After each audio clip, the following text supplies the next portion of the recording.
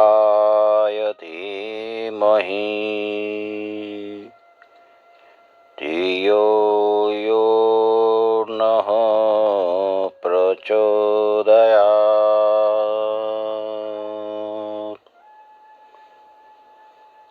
બ્રહ્માજી શિવજીને કહે છે કે હે મહેશ્વર,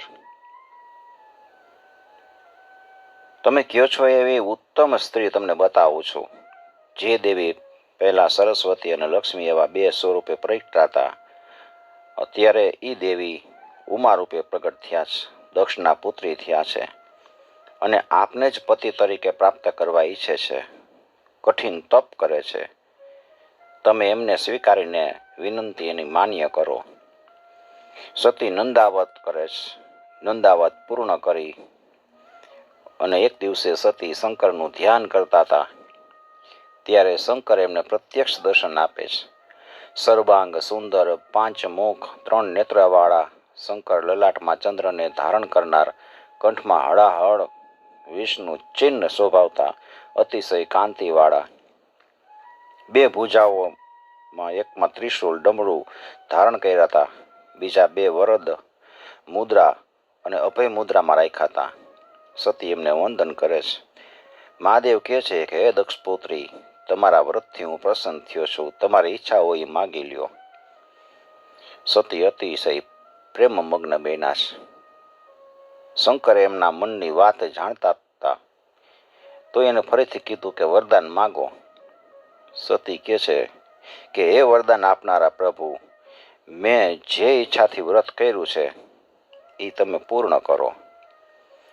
શંકર ભગવાન કે તથાસ્તુ. અને તરત કહે છે તમારી ઈચ્છા છે તો ભલે, તમે મારા પત્ની થાવ. સતી બે હાથ જોડી વિનંતી કરે છે, આપ મારા પિતા પાસે વિધિપૂર્વક મારો સ્વીકાર જઈને કરો. અને શંકરજી તથાસ્તુ કહીને કૈલાસ પર્વત ઉપર આવે છે. સતીનું સ્મરણ કરે છે. ત્યારે ત્યાં બ્રહ્મા અને સરસ્વતી જાય છે. શંકરે સતીને વરદાન આપવાની વાત બ્રહ્માને કરી અને કહે છે કે હવે તમે દક્ષને ત્યાં જાઓ અને એની કન્યાને મારા સાથે વિવાહ કરે એવી પ્રબંધ કરો. દક્ષ અને સરસ્વતી બ્રહ્મા અને સરસ્વતી દક્ષને ત્યાં ગયા. દક્ષ પ્રજાપતિ અને રાણીઓને બધી વાત કરી છે. બધા હર્ષિત થયા છે. વિચારવા લાગ્યા છે કે શંકરને લગ્ન માટે નિમંત્રણ આપવા માટે કેવી રીતે જવું. તેવામાં બ્રહ્મા સરસ્વતી આવીને એમને પ્રણામ કરીને કહે છે કે હે દક્ષ, તમે અને મને જે પણ ગમતું છે એવું તમારું હિત કરવા માટે હું આવ્યો છું. તમારી પુત્રીએ મહાદેવનું તપ કર્યું છે અને વરદાન મેળવ્યું છે.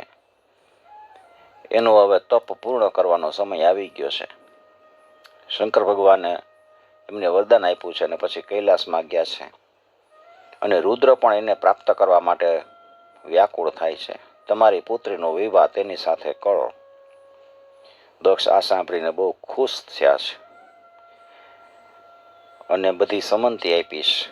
કહે છે કે શંકરને તમે લઈ અહીંયા લઈ આવો અને જેટલું બને એટલો સતીનો સાથેનો વિયોગ છે દૂર થાય. હવે અમે મોડું કરવા માટે કંઈ ઈચ્છતા નથી.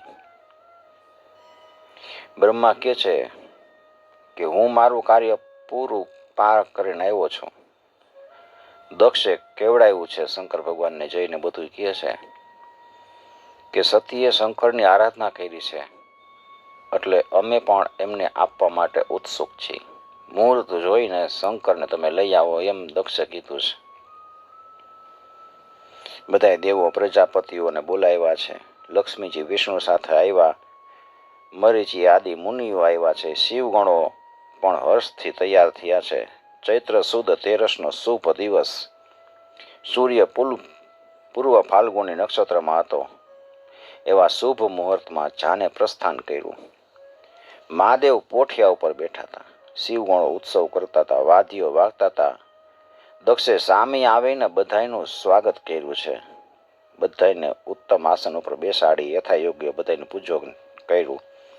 વિવાહ વિધિ બ્રહ્માએ કરાવ્યો અને શંકરે સતીનું પાણી ગ્રહણ કર્યું. કન્યામ દત્વા કૃતાર્યા ભૂત તદા દક્ષો હિ મત્સુત શિવો પ્રસન્નો ચ નિખિલમ મંગલામયમ.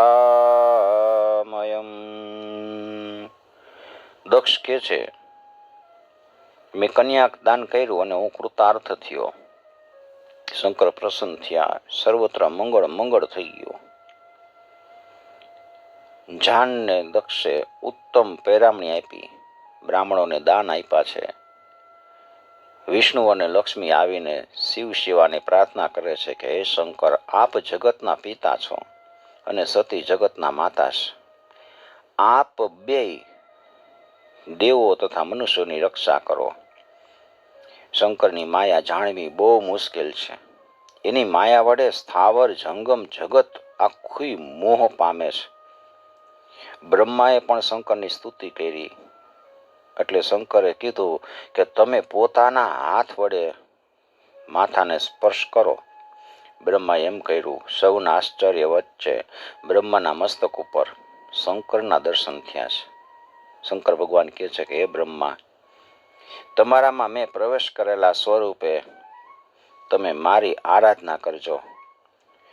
તમને લોકો રુદ્રશિર કહેશે. તમે મારું વિવાહ કાર્ય કરાવ્યું છે એટલે દક્ષિણાના અધિકારી થયા છો. બોલો, તમને શું આપું? બ્રહ્મા કહે છે, હું એવું માગું છું કે ચૈત્ર સુદ 13 ને રવિવારના દિવસે પૂર્વ ફાલ્ગુની નક્ષત્ર હોય ત્યારે જે કોઈ આપના દર્શન કરે ને એ સર્વ પાપથી નાશ, એના બધા પાપ નાશ પામે. શંકર ભગવાને તથાસ્તુ કીધું. પછી દક્ષે સ્તુતિ કરી.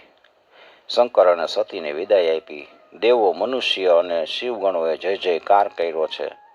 સતીને લઈને શંકર પોઠિયા ઉપર બિરાજિત થઈને કૈલાસ તરફ પ્રયાણ કરે છે. શંકરે દક્ષ અને તેમના સાથીઓને દિવ્ય રીતે વિદાય આપી અને દેવગણો સહિત બધાય કૈલાસ પહોંચ્યા અને પછી બધાય દેવોનું યોગ્ય સન્માન કરીને તેમને વિદાય કર્યા છે. હે સજ્જનો, જે મનુષ્ય વિવાહ સમયે વૃષભારૂઢ શંકર અને સતીને પૂજે છે તેમનું દરેક શુભ કાર્ય નિર્વિઘ્ને સમાપ્ત થાય છે. હર કોઈ કન્યા જો આ શુભ આખ્યાન સાંભળે તો એને સુખ, સૌભાગ્ય, સદાચાર વગેરે પ્રાપ્ત થાય છે, પુત્રવતી થાય છે. કન્યા ચ સુખ સૌભાગ્ય શીલાચાર ગુણાન્વિતા સાધ્વી સ્યાત પુત્રિણી પ્રીત્યા શ્રુત્વાખ્યાનમિદં શુભમ. આ રીતે શિવ અને ઉમા પરણીને કૈલાસ ઉપર ગયા. બેઉને ખૂબ હર્ષ થયો છે. એકમેકની અંદર ઓતપ્રોત થઈ ગયા છે. ભક્તિ રવિદાસે ગાયું છે, પ્રભુજી તુમ ચંદન હમ પાની જાકે અંગ અંગ બાસ સમાની. પ્રભુજી તુમ ચંદન હમ પાની. ઉમા અને શંકરનો ગૃહસ્થાશ્રમ આદર્શ હતો. કોઈ વેળા શંકર પુષ્પ લાવે, તેનો હાર બનાવે અને સતીને પહેરાવે. કોઈ વેળા સતી દર્પણ જોઈ રહ્યા હોય ત્યારે શંકર આવીને પાછળથી ઊભેલા દર્પણમાં દેખાતા. સતીના આભૂષણો શંકર પોતાના હાથે સાફ કરીને એને પહેરાવે. સતીને કસ્તુરીના આ અંગરાગથી તિલક કરતા. આમ ભક્તો ઉપર પ્રેમાળ રહેતા શંકર ભગવાન સુંદર પર્વતમાળામાં સતી સાથે વિહાર કરતા હતા. વસંત ઋતુ આવી, વેલાઓ વિકાસ પામવા લાગ્યા છે, વૃક્ષો વિકાસ પામવા લાગ્યા છે, પાણીમાં કમળો ખીલવા લાગ્યા, ભમરાઓના ઝુંડ ગુંજરાવ કરવા લાગ્યા, શીતલ પવન ફેલાવા લાગ્યો છે. નાગકેસરના વૃક્ષો સોની રંગના ફૂલોની જાણે આકાશમાં ધજાઓ ઉડાડવા લાગ્યા. આંબા ઉપર મોર આવ્યા છે. કોયલો પંચમ સ્વરથી ગાન કરે છે. ત્યારે સતી અને શંકર એક ક્ષણ વાર માટે પણ વિખૂટા નહોતા પડતા. સતીના મુખચંદ્રનું અમૃત પીતા પીતા શંકર ધ્યાનમગ્ન બની જતા હતા. ઇતિ હિમગિરી કુંજ પ્રસ્થભાગે દરીષુ પ્રતિદિનમ વીરે મે દક્ષપુત્ર્યા મહેશ ક્રતુભુજ પરિમાણે ક્રીડતસ્તસ્ય જાતા દશ દશ ચ સુરર્ષે વત્સરાઃ પંચચાન્યે. આવી રીતે બધી જગ્યાએ શંકર ક્રીડા કરતા કરતા દેવના 25 વર્ષ વીતી ગયા. વર્ષા ઋતુ આવી છે. મેઘોએ કરાનો વરસાદ વરસાવ્યો એટલે સતી કહેવા લાગ્યા છે, હે મહાદેવ, મને આ મેઘની બીક લાગે છે. એટલે એનાથી બચવા જુઓ, હંસ પક્ષીઓ દૂર દૂર માનસરોવર તરફ ઉડીને જતા જાય છે. ચાતક અને કાગ પણ માળા બાંધીને એમાં ભરાઈ રહે છે. આપણા માટે કોઈ આશ્રય સ્થાનનો વિચાર કરો. આ બધાને માટે રહેવા ઘર છે, આપણા માટે કાંઈ નથી. શંકર ભગવાન કહે છે કે તમારી પ્રસન્નતા માટે તમે જે સ્થળ પસંદ કરશો ને ત્યાં આપણે જાય. અહીંયા મેઘ કોઈ દિવસ આવશે નહીં. વર્ષા ઋતુમાં હિમાલયના મધ્યપ્રદેશ સુધી જ મેઘ આવી શકે છે. કૈલાસ પર્વતની તળેટીથી ઉપર એ મેઘ આવી શકતા નથી. સુમેરુ પર્વત ઉપર પણ ચડી શકતા નથી. એટલે આ પર્વતોમાંથી તમે કોઈ પણ પસંદ કરો તો આપણે ત્યાં જાય. ત્યાં હિમાલય ઉપર પક્ષીઓના ટોળા તમારું સ્વાગત કરશે. સિદ્ધોની સ્ત્રીઓ તમારી સેવા કરશે. નાગ કન્યાઓ, પહાડી કન્યાઓ અને કિન્નર કન્યાઓ તમને નિરંતર સહાય કરશે. પર્વતરાજ હિમાલયની પત્ની મેના એ તમને પ્રસન્ન કરવા માટે ઉત્સુક રહેશે. હિમાલય ઉપર કાયમ વસંત ઋતુ જ રહે છે. તો તમે ત્યાં જવા માટે ઈચ્છો છો? ત્યાં જવું છે? સુમેરુ પર્વત ઉપર દેવો, મુનિઓ અને યોગીઓ વસે છે. ત્યાં અનેક જાતના મૃગના ટોળાઓ ફરે છે. સ્ફટિક, સુવર્ણ અને રજતના કિલ્લાઓ છે. ત્યાં માનસ જેવા સુંદર સરોવર છે, જેમાં સોનેરી કમળ થાય છે. જાણે નૃત્ય કરતા હોય એવા અખરોટના વૃક્ષ તમારું મનોરંજન કરશે.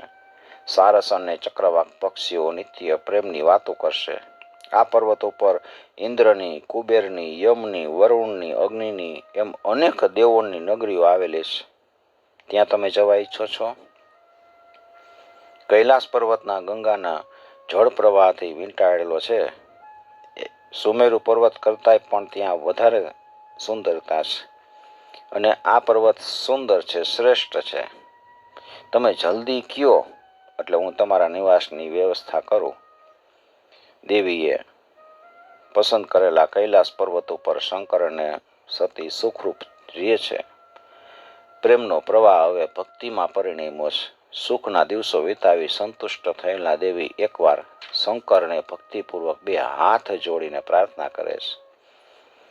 એક જ દે ચિનગારી મહાનલ, એક જ દે ચિનગારી. હે દેવોના દેવ, આપ ભક્તિ ઉપરના પ્રેમના ભાવથી મારા પતિ થયા. હવે હું સંતુષ્ટ થઈ ગઈ છું. મારું મન નિવૃત્તિ પામ્યું છે. એટલે સંસારીને પરમ પદ પ્રાપ્ત થાય ને અને ફરીથી મોહ ન થાય એવો પરમ તત્વનો બોધ કરો. સતીનો પ્રશ્ન સાંભળીને મહાદેવ કહે છે કે તમે જેને જાણવા માંગો છો ને એ પરમ તત્વ તમને હું કહું છું. હું બ્રહ્મ છું એવી શુદ્ધ બુદ્ધિને વિજ્ઞાન કીધું છે. ભોગ અને મોક્ષરૂપી ફળ આપનારી ભક્તિ એ વિજ્ઞાનની માતા છે. ભક્તિમાં અને જ્ઞાનમાં કોઈ ભેદ નથી. ભક્તિનો જે વિરોધી હોય એને વિજ્ઞાન પ્રાપ્ત થતું નથી. હું સદાય કાળ ભક્તિના આધીન રહું છું. ભક્તિ ગુણ અને નિર્ગુણ એમ બે પ્રકારે કહેવાયેલી છે. આ બે પ્રકારની ભક્તિ નૈષ્ઠિકી અને અનૈષ્ઠિકી એવા બે ભેદવાળી છે. એ પૈકી નૈષ્ઠિકી ભક્તિ 6 પ્રકારની છે અને અનૈષ્ઠિકી ભક્તિ 1 પ્રકારની છે. આ બે ભક્તિઓને વિદ્વાનોએ 9 અંગવાળી વર્ણવી છે. સર્વકાળે મારું શ્રવણ, મારી કથાનું શ્રવણ, મારું કીર્તન, મારું સ્મરણ, મારું સેવન, મારું દાસપણું, પૂજન, વંદન અને મારી મિત્રતા અને મને સર્વાર્પણ કરી અને આ 9 પ્રકારની ભક્તિ કરે એ બધા મારા અંગો છે. ઉપાંગો તો ઘણાય કીધા છે, પણ તમે આ 9 અંગોના લક્ષણ સાંભળો. મારી કથા શ્રદ્ધા અને માનપૂર્વક નિત્ય દેહ વડે સાંભળવી એને શ્રવણ કીધું છે. મારા કર્મોને હૃદયમાં ધારણ કરીને ઊંચેથી ઉચ્ચારણ કરે એને કીર્તન કહે છે. મને સર્વ સ્થળે સર્વ કાળે વ્યાપક સમજીને સદાય નિર્ભયપણું રાખે એને સ્મરણ કીધું છે. ઇન્દ્રિયોના સમુદાય વડે મારી સેવા કરે એ સેવન છે. સદૈવ હૃદયપૂર્વક મારું કાર્ય કરવું એ દાસપણો છે. અને પરમાત્મા મને માને અને 16 ઉપચાર વડે અર્પણ કરે એ પૂજન છે. વચન અને મનથી મને સ્મરી 8 અંગો વડે ભૂમિને સ્પર્શ કરે એને વંદન કહે છે. મહાદેવ મારા માટે જે કરે છે ને એ બધું મંગળ જ છે, મારા મંગળ માટે કરે છે એવો વિશ્વાસ રાખવો એનું નામ મિત્રતા છે. સર્વ કંઈ મને અર્પણ કરી દઈ પોતાના માટે કેવળ શૂન્યતા ધારણ કરે એ આત્મસમર્પણ છે. મારી ભક્તિના આ 9 અંગો મને બહુ પ્રિય છે અને ભક્તને મુક્તિ અને ભક્તિ આપનારા છે. ભક્તિ જેવા સુલભ માર્ગ 3 લોકમાં અને 4 યુગમાં બીજો કોઈ નથી. હું ભક્તોને આધીન રહું છું એમાં કોઈ શંકા ન રાખતા. પછી મહાદેવે ધર્મના લક્ષણ સમજાવ્યા છે. ભક્તોનું મહાત્મ્ય શું છે, વર્ણાશ્રમના ધર્મો, રાજધર્મ, સ્ત્રી ધર્મ, ઇતિહાસશાસ્ત્ર, વૈદ્યશાસ્ત્ર, જ્યોતિષ વગેરે અનેક ધર્મશાસ્ત્રો સમજાવ્યા છે. હે સજ્જનો, ભગવાન શંકર અને દેવી સતી એકરૂપ છે. એમના વચ્ચે વિયોગ છે જ નહીં. જેમ વાણીની સાથે એનો અર્થ રહેલો હોય છે એવી રીતે શંકરની પાછળ સતી અનુસરે છે. શંકર સાક્ષાત સદાશિવ છે અને સતી શિવાદેવી છે. એનો વિયોગ કેવી રીતે હોય? આ કથામાં આગળ આવશે કે શંકરે જ્યારે સતીનો ત્યાગ કર્યો ત્યારે એણે એક દેહ ત્યાગી અને બીજા દેહ પાર્વતી સ્વરૂપે શંકરને સેવ્યા. સૂતજી કથા કરે છે. મુનિઓ ધ્યાનથી સાંભળે છે. સૂત બ્રહ્મા અને નારદના સંવાદ રૂપે ચાલતી હવે કથા સંભળાવે છે. બ્રહ્મા કહે છે કે હે નારદ, પરબ્રહ્મ સ્વરૂપ શંકર નમસ્કાર કરીને એનું મહા અદ્ભુત ચરિત્ર હું તમને કહું. નારદ, તેમને વિષ્ણુ, હું, બધા મુનિ અને મહાત્માઓ ભજી છે. એના ગુણ શેષનાગ 1000 ફણાઓથી ગાયા કરે ને છતાંય એનો પાર નથી આવતો. અશિતગિરી સમમ સ્યાત ખજ્જલમ સિંધુ પાત્રે સુરતરુવર શાખા લેખની પત્રમૂર્વી લિખતી અધિગૃહીત્વા શારદા સર્વકાલમ તદપિ તવ ગુણાનામ પારમેશમ ન યાતિ. મહાસાગર રૂપ પાત્રમાં નીલગિરીના જેટલી સાય હોય કલ્પવૃક્ષની ડાળી રૂપી કલમ હોય અને પછી પૃથ્વી રૂપી કાગળ લઈને સરસ્વતી દેવી જો સદાય કાળ લેખા કરે ને તો પણ તમારા ગુણનો પાર આવે એમ નથી. આવો શંકર ભગવાનના આવા ગુણ છે. એકવાર શંકર અને સતી પોઠિયા ઉપર આરૂઢ થઈને પૃથ્વી ઉપર પ્રદક્ષિણા કરતા હતા, પર્યટન કરતા હતા. એમાં ફરતા ફરતા દંડકારણ્યમાં આવ્યા અને વનની શોભા સતીને બતાવતા બતાવતા શંકરે શ્રી રામ અને લક્ષ્મણને જોયા છે. રાવણ કપટથી સીતાને હરી ગયો તો એની શોધમાં બે ભાઈ ફરતા હતા અને સતીના વિયોગથી દુઃખિત હતા. રામ હે સીતે, હે સીતે એમ બોલતા બોલતા રડતા હતા. પત્નીના દુઃખે માનુષી ભાવ દર્શાવતા રામ વ્યાકુળ બન્યા હતા. માનવ લીલા કરે છે. શંકરે એને જોયા અને મનોમન રામની સ્તુતિ કરી છે.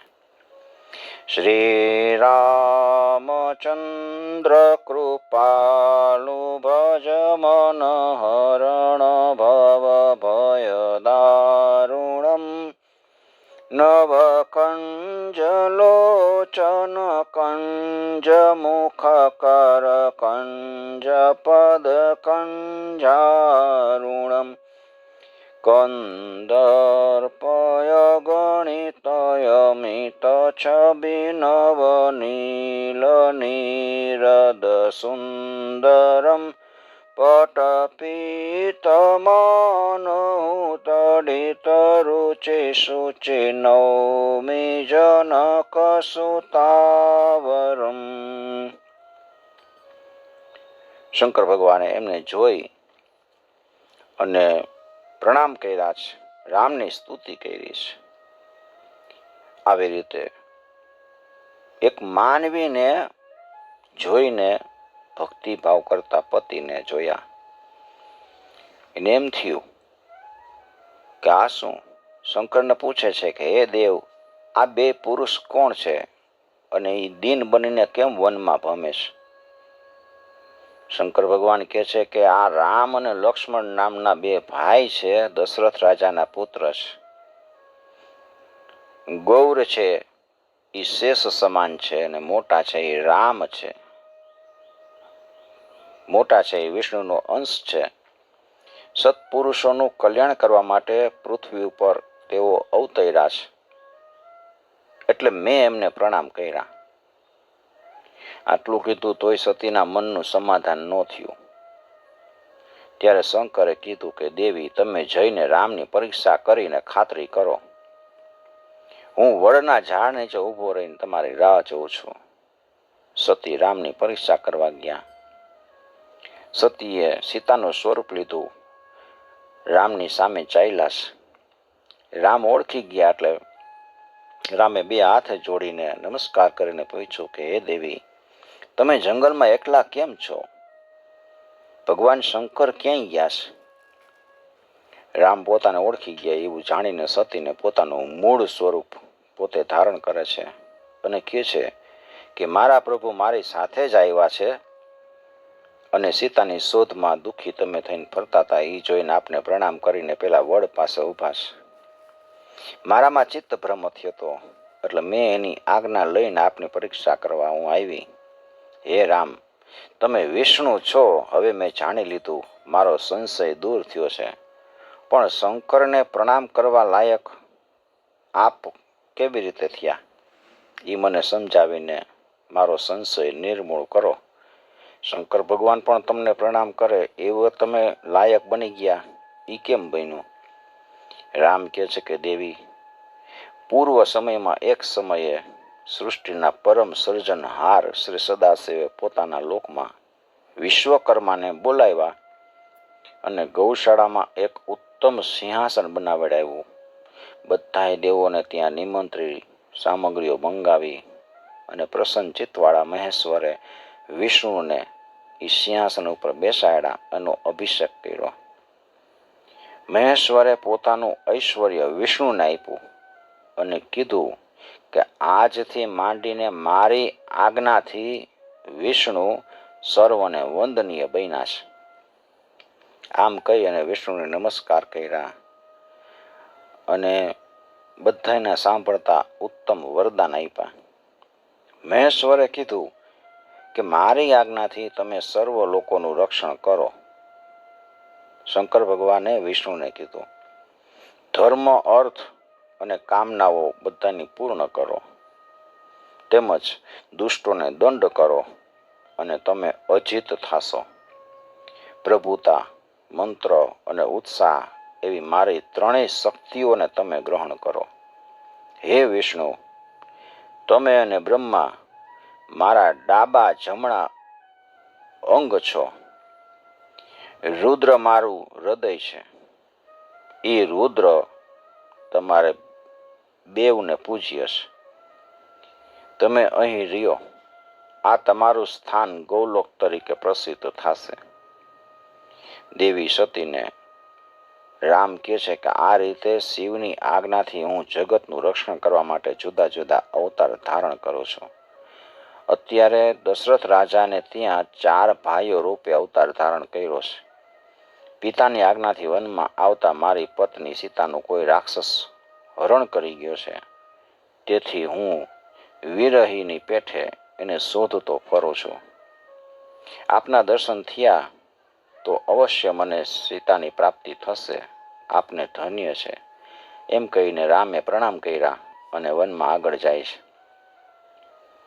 સતી પરીક્ષા લેવા આવ્યા હતા, પણ પોતાની ભૂલ થઈ એ માટે એને પસ્તાવો થયો. ઉદાસ બનીને વિચારવા લાગ્યા કે શંકરનું કીધું મેં માન્યું નહીં અને દુષ્ટ બુદ્ધિ કરી. હવે હું શંકરને શું જવાબ આપીશ? સતી પાછા આવ્યા ત્યારે શંકરે પૂછ્યું કે તમે રામની પરીક્ષા કેવી રીતે કરી?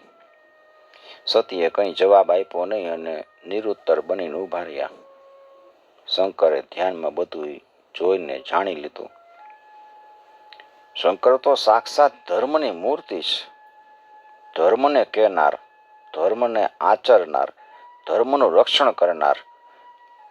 પ્રભુ વિચાર કરે છે કે સીતાજીનું રૂપ ગ્રહણ કર્યું એટલે હવે જો હું એને સ્નેહ કરું તો મારી પ્રતિજ્ઞાનો ભંગ થાય. જાકે પ્રિયન રામ વૈદેહી સો છાંડીએ કોટિ વૈરસમ જદપી પરમ સ્નેહી. જેને રામ વૈદેહી પ્રિય ન હોય, એ ગમે એટલો સ્નેહી હોય ને, એને આપણો કોટી વેરી સમાન જાણી અને છોડી દેવો જોઈએ. તત્ક્ષણ શંકરે મનથી સતીનો ત્યાગ કર્યો અને પછી બે કૈલાસ તરફ પાછા ફર્યા. એ સમયે આકાશવાણી સંભળાણી કે હે પરમેશ્વર, તમે ધન્ય છો. આવી પ્રતિજ્ઞા લેનાર અને પાળનાર ત્રણેય લોકમાં તમારા સિવાય બીજો કોઈ નથી. તમે મહાપ્રભુ અને યોગીશ્વર છો. સતીએ આ આકાશવાણી સાંભળી પૂછવા લાગી કે પ્રભુ, તમે કઈ પ્રતિજ્ઞા કરી છે? શંકર કાંઈ બોલતા નથી, પણ સતી હૃદયથી સમજી ગયા કે શંકરે એનો ત્યાગ કર્યો છે. એટલે એ પણ દુઃખી થયા. શંકરે એમને અનેક કથા વાર્તાઓ સંભળાવીને દુઃખ ભૂલાવી દીધું. સતી પણ શોકને વિસારી અને શંકરના સમીપમાં સુખ પામ્યા. આ પ્રસંગ કેવો અદ્ભુત અને કરુણાકર છે. વાસ્તવિક દ્રષ્ટિએ શિવા અને શિવ એનો વિયોગ છે જ નહીં. તેઓ બે પોતાની ઈચ્છાથી બધી ક્રીડા કરે છે. સતી અને શિવ વાણી અને અર્થની પેઠે હંમેશા જોડાયેલા જ રહે છે. છતાંય જો એનો વિયોગ થાય તો બેની ઈચ્છાથી જ થાય છે. વાગર્થા વિવશં પ્રોક્તો સદાખલ સતી શિવો તયો વિયોગ સ્વસંભાવ્ય સંભવેદિચ્છયા તયો.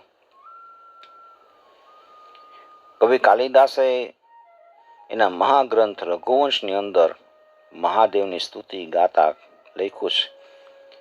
વાગર્થાવિવ સંપૃક્તો વાગર્થ પ્રતિપત્તયે જગત પિતરો વંદે પાર્વતી પરમેશ્વરો.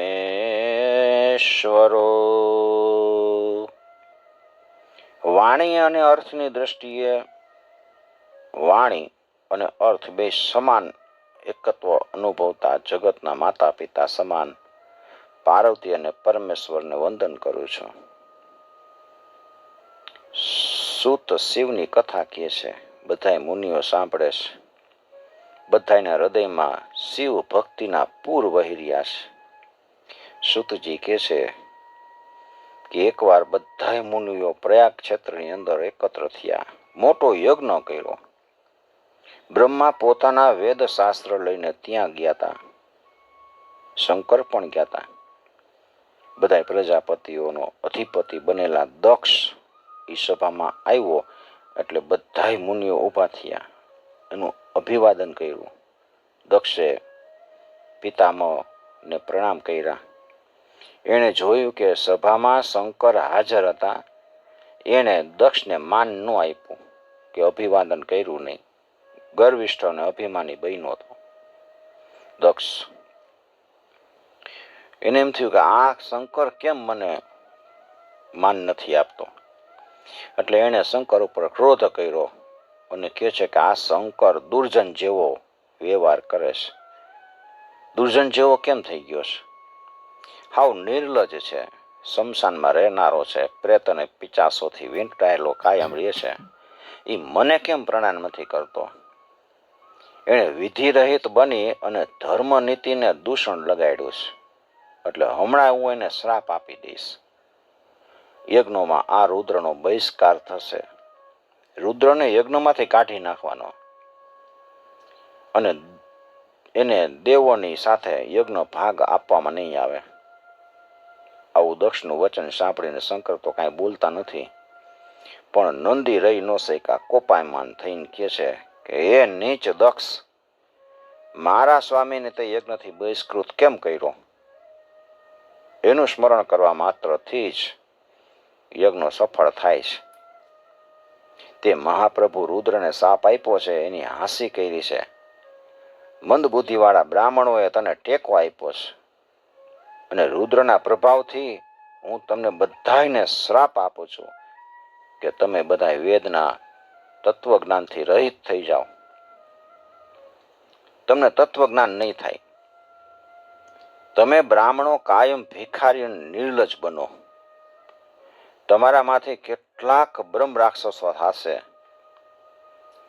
દક્ષ કર્મ ભ્રષ્ટ અને અનીતિવાળો પશુ જેવો છે, એટલે એને બોકડા જેવું મુખ થાય.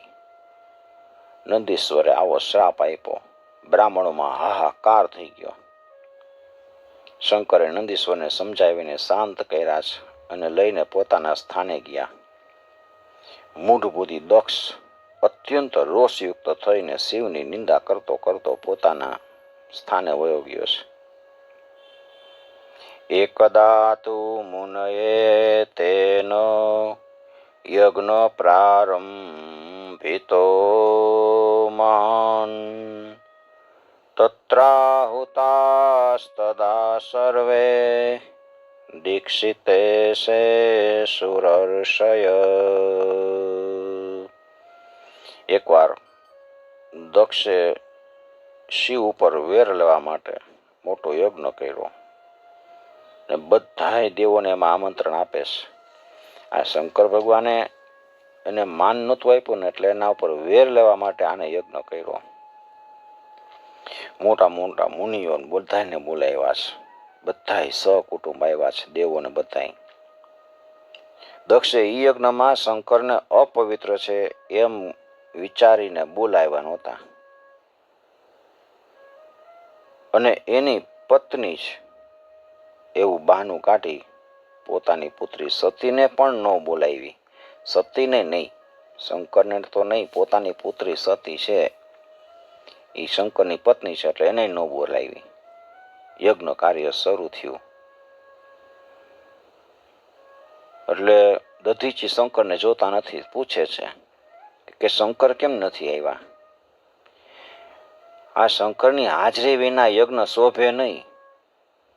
દક્ષ, યજ્ઞની પૂર્ણતા માટે તમારે શંકરને બોલાવવા જોઈએ. એની હાજરીથી જ યજ્ઞ પવિત્ર થશે, ન કરતો યજ્ઞ છે અધૂરો રહી જશે. દધીચી આવું કીધું એટલે દક્ષ રોષે ભરાણો. કેવા લાગ્યો કે સર્વ દેવો અને ઇન્દ્ર બધાય હાજર છે, બ્રહ્મા વિષ્ણુ છે, તો શંકરની શું જરૂર છે? બધાય દેવર્ષિઓ આવ્યા છે, તો પછી શું યજ્ઞ અધૂરો રહેશે? શંકરને મેં મારી પુત્રી બ્રહ્માની પ્રેરણાથી પરણાવીશ. શંકર તો કુલીન, મૂઢ છે, અક્કડ છે, ભૂત અને પ્રેતો સાથે રહેનાર છે, અપવિત્ર છે. એટલે મેં આ પવિત્ર યજ્ઞમાં એને તેડાવ્યા નથી. દધીચી મુનિ આવા બધા વચન સાંભળી અને સહન ન કરી શક્યા. કહે છે કે શંકર વિનાનો આ યજ્ઞ એ યજ્ઞ જ નથી. આ યજ્ઞથી તારો વિનાશ થશે. આમ કઈ નહીં તો વયા ગયા. બીજા બધા શિવ પ્રત્યે ભક્તિભાવવાળા મુનિઓ હતા, એ બધા ચાલતા થઈ ગયા. દક્ષની આજ્ઞાથી યજ્ઞ કાર્ય શરૂ થયું. જ્યારે દક્ષ યજ્ઞમાં જવા માટે દક્ષના યજ્ઞમાં જવા માટે બધા પોતપોતાના વિમાનમાં સજ્જ થઈને દેવીઓ બધા આવે છે. ગંધ માદન પર્વત ઉપર સખીઓ સાથે ક્રીડા કરતા કરતા કૈલાસ પર્વત ઉપરથી નીકળે છે.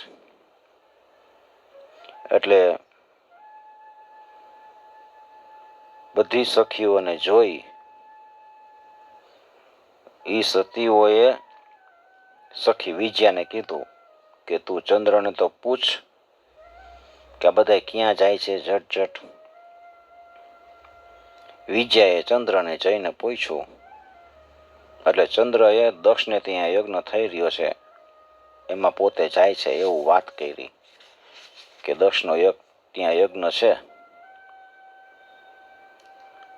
આ વાત સતીએ સાંભળી. વિચારે છે દક્ષ તો મારા પિતા છે અને વીરણી મારી માતા છે.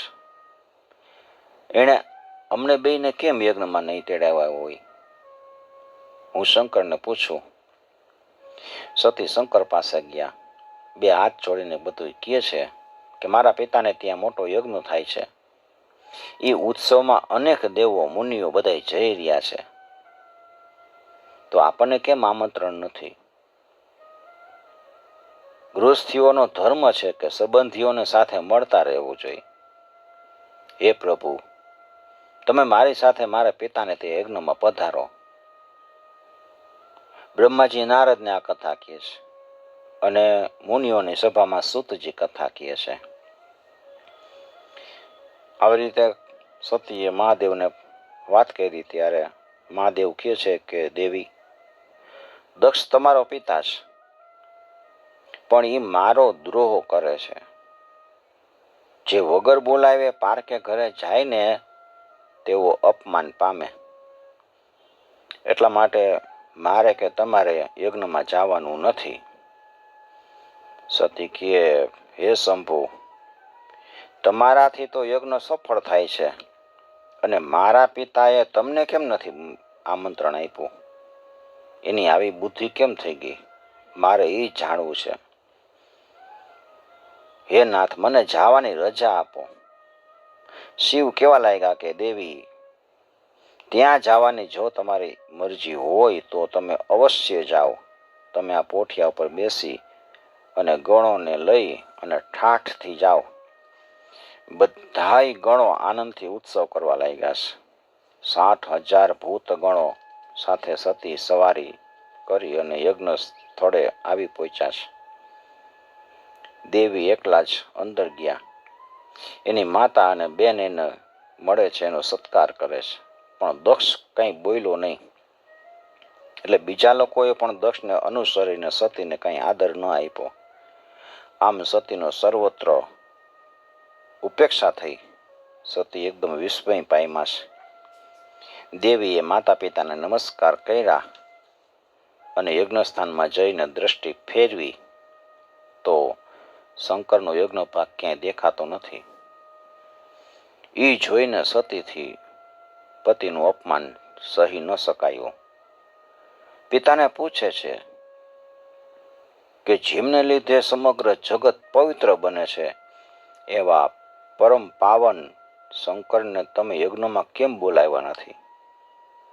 જે યજ્ઞના અંગરૂપ યજ્ઞના કરતા છે એની હાજરી વિના યજ્ઞ શરૂ કેમ કરાયો?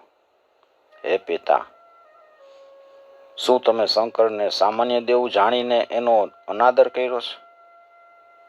આ બ્રહ્મા, વિષ્ણુ અને દેવો પણ શંકર વિના તમારા યજ્ઞમાં કેમ આવ્યા છે? આમ કહીને સતીએ બ્રહ્માને વિષ્ણુને ઠપકારૂપ વચનો કીધા.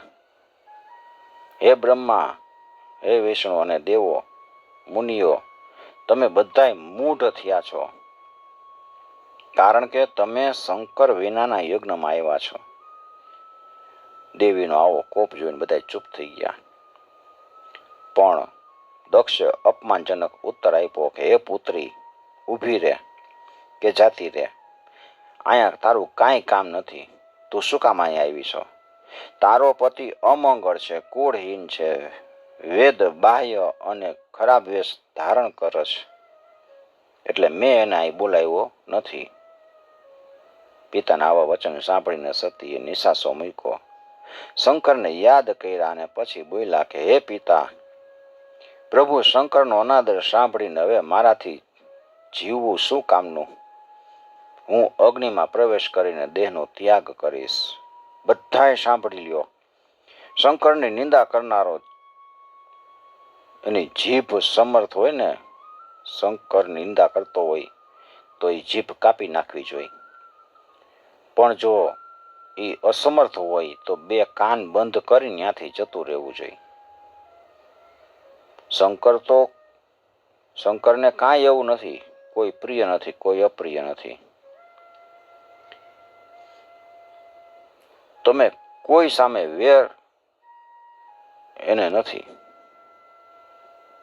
શિવ એવું બે અક્ષરવાળું એનું નામ ઉચ્ચારવા માત્રથી સમગ્ર પાપનો નાશ થઈ જાય છે. એના ચરણ કમળની સેવા મોટા મોટા પુરુષો પામવા માટે ઈચ્છે છે. શંકર સ્મશાનમાં રહે છે અને ભસ્મ તથા ઋણમાળા ધારણ કરે છે એમ જાણવા છતાંય મુનિઓ અને દેવો એના ચરણ રજની માથે ચડાવે છે. પિતાને કહે છે કે તમારી બુદ્ધિ છે ને હવે કુબુદ્ધિ થઈ ગઈ છે, તમને કુબુદ્ધિ હોઈ જઈશ. વધુ હું કહું? શંકર મને હવે એમ કહેશે હે દક્ષ પુત્રી, ત્યારે હું તમારું નામ કેવી રીતે સાંભળી શકીશ? તમારા મુખેથી તો એને આટલી બધી નિંદા મેં સાંભળી. હવે તમારાથી ઉત્પન્ન થયેલો આ દેહ છે ને હું ત્યાગી દઉં છું. આમ કહીને સતી શાંત થયા. મનમાં શિવનું સ્મરણ કરવા લાગ્યા છે. નમો નેદિષ્ઠાય પ્રિયદવદવિષ્ઠાય ચ નમો નમક્ષોદિષ્ઠાય સ્મરહર મહિષ્ઠાય ચ નમો નમો વર્ષિષ્ઠાય ત્રિનયનયવિષ્ઠાય ચ નમો નમ સર્વસ્મૈતે તદિદમિતિ સર્વાય ચ નમઃ. હે નિર્જન વનને પ્રિય માનનારા, સૌની પાસે તેમજ સૌથી દૂર રહેલા હું તમને નમસ્કાર કરું છું. હે કામને હરનારા, સૌથી નાના અને સૌથી મોટા રૂપવાળા હું તમને નમસ્કાર કરું છું. આ બધું તમે જ છો એમ સમજીને સર્વ સ્વરૂપ અને કલ્યાણ સ્વરૂપ હું આપને નમસ્કાર કરું છું. કરચરણ કૃતમ વા કાયજમ કર્મજમ વા શ્રવણ નયનજમ વા માનસમ વા પરાતમ વિહિતમ વિહિતમ વા સર્વમેતત્ ક્ષમસ્વ. જય જય કરુણાબ્ધે શ્રી મહાદેવ શંભુ. હે કરુણા સાગર, હાથ વડે, પગથી, વાણીથી, શરીરથી, કાર્યથી, આંખથી, કાનથી કે મનથી, શાસ્ત્રમાં કહેલા અગર ન કહેલા જે અપરાધ મેં કર્યા હોય ને એ સર્વને ક્ષમા કરજો. પ્રભુની પાસે ક્ષમા માગે છે. હે પ્રભુ, હું તમારા ભક્તિમાં કાયમ રહું, મને જન્મો જન્મ તમારું પત્નીત્વ પ્રાપ્ત થાય. આવું સ્મરણ કરતા કરતા દેવી નીચે બેસી ગયા. જળનું આચમન કર્યું, આંખ બંધ કરી, યોગ માર્ગમાં પ્રવેશ કર્યો. પ્રાણને આપાન સમાન કરી હૃદયમાંથી ઊંચે કંઠમાં અને ભૂમધ્યમાં લઈ ગયા. પછી વાયુની ધારણા કરી. તરત જ એમની ઈચ્છાથી દેહ બળીને ભસ્મીભૂત થઈ ગયો છે. દેવો બધા હાહાકાર કરવા લાગ્યા છે. મુનિઓ ગભરાઈ ઉઠ્યા. સતીના ગણો ક્રોધથી હથિયારો ઉઠાવીને ઊભા થયા છે. ઘસી આવતા જોઈને બધા યજ્ઞમાં ભાગાભાગ થઈ ગઈ. ભૃગુએ યજ્ઞમાં હોમ કર્યો અને અગ્નિમાંથી રૂભુ નામના બળવાન અસુરોને ઉત્પન્ન કર્યા.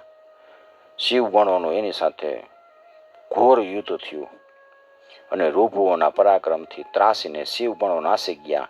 કેટલાક મરણને શરણ થયા. આ રીતે યજ્ઞમાં વિઘ્ન થયું. ત્યારે ત્યાં આકાશવાણી થઈ. એતસ્મિન્નંતરે તત્ર નભવાણી મુનીશ્વર અવોચક્ષૃણવતામ દક્ષ સુરાદીનામ યથાર્થત. ત્યારે દક્ષ અને દેવોના સાંભળતા જ આકાશવાણીમાં એવું સત્ય વચન કીધું કે હે દક્ષ, હે દંભી, તે અનર્થકારક કાર્ય કર્યું છે. શિવ ભક્તોમાં શ્રેષ્ઠ દધીચીનું વચન તે ન માન્યું ને એ સાપ આપીને ચાલ્યા ગયા, પણ તું સમજો નહીં. એ પછી મંગળ સ્વરૂપ તારી પુત્રી સતી તારા ઘરે આવી, તો એનો તે સત્કાર કર્યો નહીં. તું વ્યર્થ મોહ પામ્યો છે. એ સતી સદાય સર્વદા આરાધવા યોગ્ય હતા, કારણ કે શંકરનું અર્ધ સ્વરૂપ પામ્યા હતા. શંકર જ પરમેશ્વર, સર્વના સ્વામી, પર્વથી પર અને વિષ્ણુ બ્રહ્મા એ પણ સેવવા યોગ્ય. એને એ સેવા યોગ્ય છે અને એ જ સર્વનું કલ્યાણ કરનાર છે. હે દુષ્ટ, એ શંકરની શક્તિનો આજે તે કાંઈ સત્કાર ન કર્યો, એના કારણથી તારા યજ્ઞનો નાશ થશે. શિવ જગતના પિતા છે અને શિવા છે એ જગતની માતા છે, છતાંય તે તેમનો સત્કાર ન કર્યો. હવે તારું કલ્યાણ કેમ થશે ને? તારો ગર્વ આજ નાશ પામશે. સર્વના ઈશ્વર શંકરથી વિમુખ થઈ આ દેવમાંથી કયો દેવ તને બચાવશે? તારા યજ્ઞનો નાશ થાવ, તારું મોઢું સળગી જાવ. હે દેવો, તમે બધા યજ્ઞ મંડપમાંથી નીકળીને પોતપોતાના સ્થાને ચાલ્યા જાઓ, નહીતર તમારો એ નાશ થશે. હે બ્રહ્મા, હે વિષ્ણુ, તમે જલ્દીથી નીકળી જાઓ. આવી આકાશવાણી થઈ. આકાશવાણી પૂરી થઈ. મહાદેવી સતીની ઉપેક્ષા થઈ. એનું પરિણામ સારું ન આવ્યું. દેવી તો પૂજનના અધિકારી હતા. એને પૂજનાર ભક્તોનું મંગળ કરનાર દેવી સંસારના ભયનો નાશ કરી દે છે. સતીને પૂજ્યા હોય તો કીર્તિ અને સંપત્તિ બે પ્રાપ્ત થાય. એ પરમેશ્વરી ભોગ અને મોક્ષ બેઉ આપનાર છે. જગન્માતા સતી જગતનું ધારણ પોષણ કરનાર અને રક્ષણ કરનાર છે. એ અનાદિ શક્તિ કલ્પના અંતે જગતનો સંહારે કરે છે. એ જ સતી વિષ્ણુ, બ્રહ્મા, ઇન્દ્ર, ચંદ્ર, અગ્નિ, સૂર્ય આદિ સર્વ દેવીને માતા છે. બધા દેવોની માતા છે. એને દુભાવનારનું કલ્યાણ કેવી રીતે થાય? ભલે એ પિતા હોય, પણ જ્યારે એ પિતાને અભિમાન, મોહ અને લોભ થાય છે ને, ત્યારે એને કોઈની સલાહ ગમતી નથી. જે શિવગુણો નાસી છૂટ્યા હતા એણે બધાએ કૈલાસ ઉપર જઈને બધી હકીકત શંકરને કીધી. શંકરે નારદનું સ્મરણ કર્યું. નારદજી આવ્યા અને જે યજ્ઞ સંબંધી વિશેષ હકીકત હતી ને એ બધી કીધી. શંકર ભગવાને બધું સાંભળ્યું અને એકદમ ક્રોધાયમાન થયા. હવે એ સંહારના દેવ શંકર પોતાની જટા ઉખેડી નાખી અને જોરથી પર્વતો પર પછાડી. એ સમયે ભયંકર અવાજ થયો. જટાના પૂર્વ ભાગમાંથી વીરભદ્ર ગણનાયક ઉત્પન્ન થયો છે. જટાના ઉત્તર ભાગમાંથી ભયંકર મહાકાલી ઉત્પન્ન થઈ અને પછી રુદ્રના ક્રોધથી ફૂફાડા મારતા મારતા 100 તાવ અને 13 સન્નિપાત ઉત્પન્ન થયા. વીરભદ્ર શંકર ભગવાનને 2 હાથ જોડીને પૂછે છે કે હે રુદ્ર, મારે કયું કાર્ય કરવાનું છે, મને જલ્દી કયો. જે કાર્ય કરવા માટે મને મોકલશો ને એ તમારી કૃપાથી હું પૂરું કરીને જ આવીશ. મારી શક્તિ તમારા અનુગ્રહથી જ છે. તમારી આજ્ઞા વિના એક તણખલાને પણ ચલાવવા માટે કોઈ સમર્થ નથી. શંકર કહે છે કે વીરભદ્ર, તારે મને સંતોષ આપવા માટે જે કાર્ય કરવાનું છે એ તને કહું. બ્રહ્માનો પુત્ર દક્ષ મારો વિરોધી થયો છે. ગર્વિષ્ઠ બનીને યજ્ઞ કરે છે. એના યજ્ઞનો પરિવાર સહિત તું નાશ કરીને પાછો આવ. ત્યાં જે દેવ ગંધર્વ બીજા જે કાંઈ હોય ને એને તું ભસ્મ કરી નાખજે. બ્રહ્મણાને લીધે વિષ્ણુ વગેરે જો કોઈ દેવ હોય યુદ્ધ કરવા આવે તો તારે એને બારી નાખવા. કોઈ તારી સ્તુતિ કરવા માંડે તો એને નહીં ગણ કરવાના, એનો નાશ કરી નાખજે. દક્ષ વગેરે એની પત્નીઓ સહિત એને બાળી નાખ્યા પછી તું પાણી પીવા રોકાજે. ત્યાં સુધી તું પાણી ન પીતો. આવી રીતે વીરભદ્રને આજ્ઞા કરી. પછી શંકર શાંત થયા. વીરભદ્ર તો દક્ષ યજ્ઞ થતો તો ત્યાં ગયા છે અને બધી સાથે શક્તિઓ કાલી, કાત્યાયની, ઈશાની, ચામુંડા, મૂંડ, મર્દિની, ભદ્રકાલી, પદ્રા, ત્વરિતા, વૈષ્ણવી, નવદુર્ગા બધી સાથે ગઈ છે. દક્ષના યજ્ઞ સ્થાને અનેક અપશુકન થવા લાગ્યા છે. અશુભ ઉત્પાત થવા લાગ્યા છે. દિશાઓ મેલી બની ગઈ. યજ્ઞ મૂર્તિ ઉપર ગધેડા ભોંકવા લાગ્યા છે. અંગારા વરસવા લાગ્યા. યજ્ઞ મંડપની શોભા નષ્ટ થવા લાગી. દિશાઓ ઝાંખી થઈ ગઈ. દેવો ભય પામ્યા છે. દક્ષ બ્રહ્મા અને વિષ્ણુને શરણે જાય છે. એની સ્તુતિ કરવા લાગ્યો છે. એને યજ્ઞનું રક્ષણ કરવા માટે વિનંતી કરે છે. વિષ્ણુએ દક્ષને કીધું, હે દક્ષ, તો તું સાંભળ.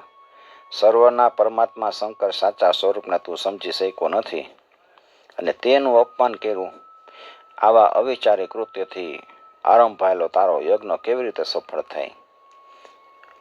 જ્યાં અપૂજ્ય છે એ પૂજાય છે, પણ પૂજ્ય છે એ પૂજાતો નથી. ત્યાં દારિદ્ર્ય, ભય અને મરણ ચોક્કસ આવે છે. વિષ્ણુએ આવી રીતે ઉત્તર આપ્યો. તો વીરભદ્ર એનું અગણિત સૈન્ય લઈને ત્યાં તો આવી પહોંચ્યો. એના ભયથી થરથર દક્ષ ધ્રુજે છે. પોતાના યજ્ઞનું રક્ષણ કરવા માટે વિષ્ણુને ફરીથી વિનંતી કરે છે, મારા યજ્ઞનું રક્ષણ તો કરો. વિષ્ણુ કહે છે કે દક્ષ, રુદ્રના કોપથી તારું રક્ષણ કરવા માટે અહીંયા કોઈ સમર્થ નથી. તું દુર્મતી છો. તું કર્મ અને અકર્મમાં કોઈ વિચાર કરતો નથી. આ વીરભદ્ર આવ્યો છે એ રુદ્રના કોપથી અગ્નિથી ઉત્પન્ન થયો છે. એને માટે કંઈ અશક્ય નથી. એ બધુંય નાશ કરી નાખવા માટે જ આવ્યો છે. દધીચીએ સાપ આપ્યો છતાંય હું હજી સુધી અહીંયા તારી સાથે રહ્યો, એટલે મારે હવે દુઃખ સહન કરવું પડશે. મારું સુદર્શન ચક્ર અહીં કાંઈક કામ આવે એમ નથી, કારણ કે ભગવાન શંકરે જ આપેલું છે. સ્વર્ગમાં, પૃથ્વી ઉપર, પાતાળમાં જે કોઈ સ્થળે નાસી જાય તો પણ વીરભદ્ર આપણને કોઈને છોડશે નહીં. તું યાદ કર કે કાલ ભૈરવ એણે કાશી નગરીમાં કેવળ નખની અણીથી જ બ્રહ્માનું 5મું મસ્તક કાપી નાખ્યું હતું. ઇન્દ્ર અને દેવો બધા વીરભદ્ર સાથે યુદ્ધ કરવા લાગ્યા. ધમાસાણ યુદ્ધ થયું, પણ દેવોનો પરાજય થયો. નાસભાગ કરતા કરતા તેઓ બધા સ્વર્ગમાં ભાગી ગયા. ઇન્દ્ર રણભૂમિ છોડીને ગયો નહીં. ઇન્દ્ર બૃહસ્પતિ ગુરુની સલાહ પૂછે છે. ગુરુ કહેવા લાગ્યા કે તું તો મૂર્ખ બની ગયો છો. લોકપાલો સાથે અત્યારે જ આ યજ્ઞમાં તું આવ્યો છો, પણ તું શું કરી શકીશ? રુદ્રની આજ્ઞાથી આ રુદ્ર ગણો છે યજ્ઞનો નાશ કરવા માટે આવ્યા છે. એ અવશ્ય નાશ કરી નાખશે, એનો કોઈ ઉપાય જ નથી. વીરભદ્રના તીક્ષ્ણ બાણોનો વરસાદ સહન ન થવાથી ઇન્દ્ર વગેરે બધા લોકપાલો છોડીને નાસી ગયા. વીરભદ્ર યજ્ઞ મંડપ સમક્ષ આવી પહોંચ્યો. એને જોઈને બ્રાહ્મણો વિષ્ણુની સ્તુતિ કરે છે. વિષ્ણુ ભગવાને યુદ્ધ કરવાની તૈયારી કરી. એને યુદ્ધ કરવા આવતા જોઈને વીરભદ્રએ કીધું કે હે વિષ્ણુ, તમે મહાદેવના વિરોધી કેમ થયા? તમે અહીંયા શા માટે આવ્યા છો? સતીએ જે કહ્યું અને કર્યું એ તમે નથી જોયું? હમણાં જ હું તમને બધાને એનું ફળ ચખાડું છું. વિષ્ણુ હસતા હસતા કહે છે કે હે વીરભદ્ર, તમે મને શંકરનો અભક્ત નહીં પણ ભક્ત માનો. આ દક્ષે મૂર્ખાઈથી યજ્ઞ માંડ્યો છે, એ મારો ભક્ત છે, એટલે હું એના યજ્ઞમાં આવ્યો છું. પણ હે વીરભદ્ર, હું તમને અટકાવું છું. તમે મને અટકાવો, પછી જે થવાનું હોય છે થશે. વીરભદ્રોત યુદ્ધવે વિષ્ણુના મહાબલ સંસ્મૃત્ય શંકરમ ચિત્તે સર્વાપદ વિનિવારણમ. વીરભદ્રે વિષ્ણુની સાથે યુદ્ધ કરવા માટે સર્વ આપત્તિઓનું નિવારણ કરનાર ભગવાન શંકરનું સ્મરણ કર્યું. પછી તો જાત જાતના આયુધો ધારણ કરી અને વીરભદ્ર અને વિષ્ણુનું તુમુલ યુદ્ધ થયું. વીરભદ્રએ મોટું ત્રિશૂળ લઈને વિષ્ણુની છાતીમાં પ્રહાર કર્યો. વિષ્ણુ બેભાન થઈ ગયા. પછી ઊભા થઈને એક ચક્ર ધારણ કર્યું, પણ વીરભદ્રએ એ ચક્રના સહિત વિષ્ણુને થંભાવી દીધા. પછી યુદ્ધનું પરિણામ જાણનારા વિષ્ણુ એ દક્ષને એના કર્મનું ફળ ભોગવવા મૂકી દીધો અને પોતે અદૃશ્ય થઈ ગયા. બ્રહ્મા પણ દુઃખથી દુઃખી થતા થતા સત્યલોકમાં ચાલ્યા ગયા. વીરભદ્ર કેસરી સિંહની પેઠે મોટી તલવાર લઈ અને યજ્ઞને ધ્વંસ કરવા લાગ્યા છે. ગણનાયક મણિભદ્રએ ભૃગુ મુનિને પછાડીને એને દાઢી મૂછ ઉખેડી નાખ્યા. ચંડે મૂસાના દાંત તોડી નાખ્યા. નંદીએ ભગદેવની આંખ ફોડી નાખી. વીરભદ્રએ દક્ષને એના આશ્રય સ્થાનમાંથી ખેંચીને બહાર કાઢ્યો. એનું માથું કાપી અને યજ્ઞ કુંડમાં ફેંકી દીધું. શંકરની આજ્ઞા અનુસાર યજ્ઞનો સર્વનાશ કરીને વીરભદ્ર કૈલાસ પાછો આવ્યો છે.